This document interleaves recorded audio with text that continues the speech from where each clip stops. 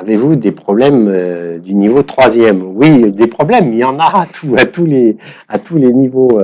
Il y a des problèmes à tous les niveaux scolaires, bien entendu. Il y a pas un âge pour trouver des problèmes qui permettent d'expérimenter en mathématiques. Après, c'est la forme dans laquelle on va poser la forme sur laquelle on va poser les questions. Bon, en troisième, on sait déjà beaucoup de choses, beaucoup plus de choses en mathématiques. Et puis en troisième, ce qui a changé par rapport au parcours de l'école élémentaire, c'est qu'on va avoir affaire à des mathématiques qui sont beaucoup plus formelles, qui sont beaucoup plus symboliques.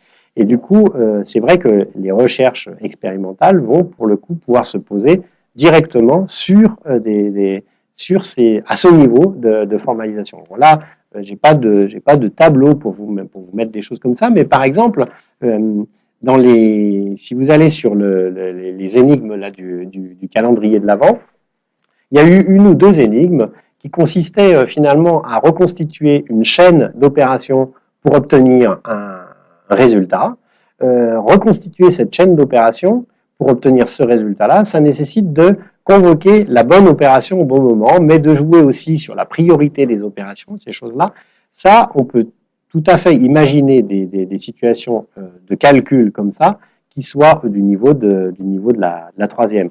Pareil pour ce qui est de la géométrie, hein, avec les connaissances qu'ont les élèves en géométrie à ce niveau d'apprentissage-là, on peut les stimuler, on peut les stimuler sur des problèmes qui vont nécessiter une expérimentation, alors peut-être un peu différente, peut-être qu'on ne va pas prendre son ciseau et sa colle pour couper et coller, mais on va peut-être avoir besoin d'un logiciel, hein, comme par exemple le logiciel de géométrie dynamique qui s'appelle GeoGebra, qui est un très très bon logiciel pour pouvoir faire des expérimentations en géométrie et faire des recherches directement avec le logiciel par rapport à des questions qui sont des connaissances du niveau troisième. Ça peut être quelque chose sur Thalès, par exemple, une configuration de Thalès pas tout à fait ordinaire qu'il faut mobiliser avec son logiciel. Ça peut être des questions de transformation. Bon, ça, à la limite, sur des questions comme ça, je peux, sur la page, vous mettre quelques pistes.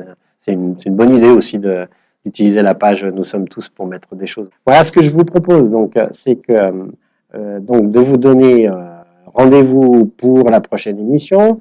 Le thème de la future émission, on va faire comme pour ce soir. On va mettre un sondage sur la page Facebook qui vous permettra de choisir la thématique de l'émission. Et puis, en fonction du thème choisi, eh bien, on se donnera rendez-vous à peu près dans les mêmes conditions, aux alentours de ces heures-là à 18h. Et je crois que si je ne me trompe pas, nous avons parlé du 2 mars.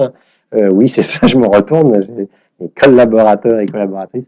On va se donner rendez-vous donc le 2 mars à 18h. En attendant, continuez à vous faire plaisir en faisant des maths expérimentales.